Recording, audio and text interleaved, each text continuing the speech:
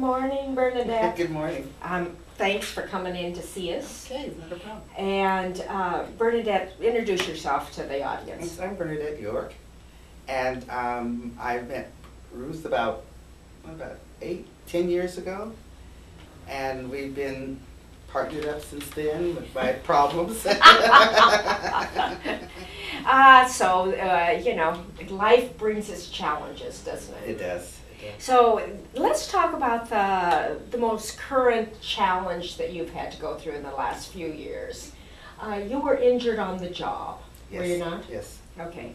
And in the language of law, what's that called? The workman's comp claim? Right, L&I. L&I. Mhm. And how were you injured? I was injured, my hip, my back, and my knee, the way I fell, and then I re-injured myself again about a year later, and then it became a real big problem where I really couldn't walk. So what kind of work do you do? I work in a restaurant, and I do bartending, and I serve. And how long have you done this kind of work? For over 30 years. For over 30 years. Mm-hmm. So this is the way you earn your living. Yes, I did. And Bernadette, this is a little personal, but I mean, you know me, I am personal. So are you married? No, I'm not. So everything you do, you have to take care of yourself. Correct. Yes. So when you first fell, what part of your body did you hurt?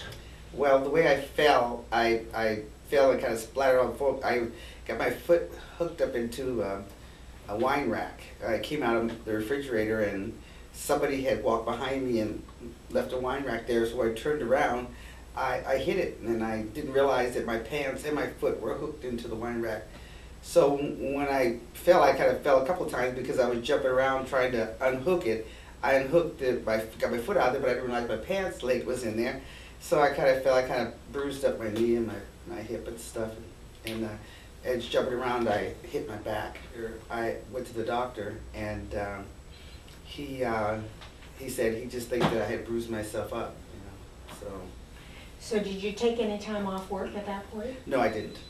When you went to the doctor because you were injured while you were working, did you have to fill out paperwork? I did. I filled out the paperwork the same night, and the guys, the boys that had to, they picked me up. You know, one of them filled out the paperwork to say what he had seen, and because they only need one witness, and then I went to the doctor a few days later, and he checked me out, and he said he thought I just bruised myself up, you know, and if I wasn't any better in a few weeks to come back to it.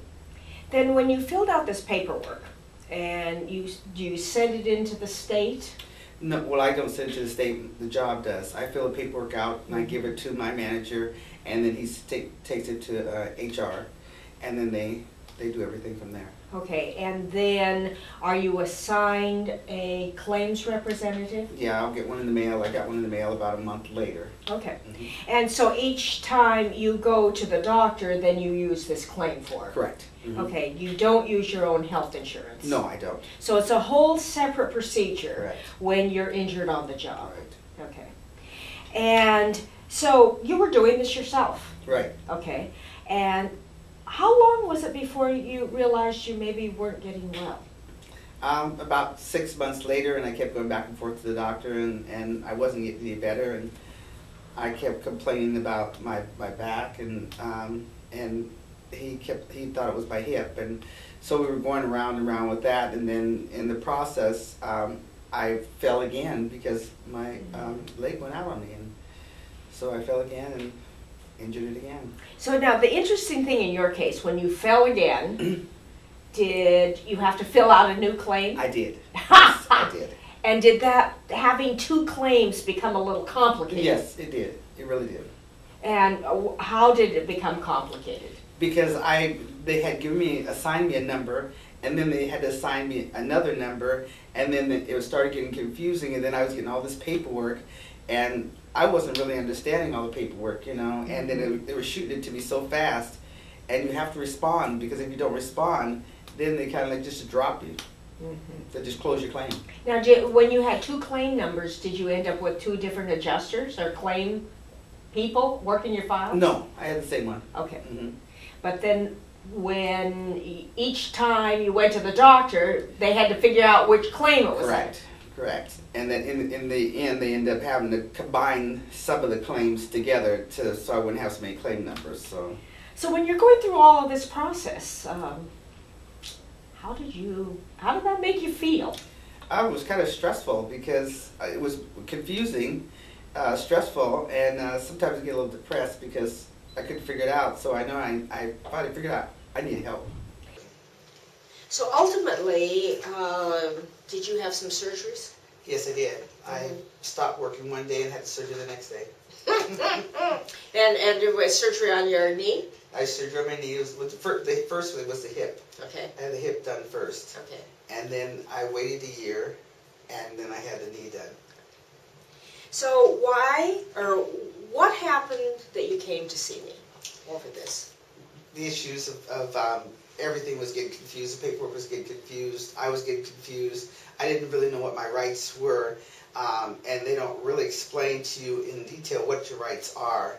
And so I've been to you before to help me, and I felt like, that, we've always had a connection, that I needed you then, so I need you now. And did the state give you a settlement, and I say the state because it's workman's comp, Yes. for your hip?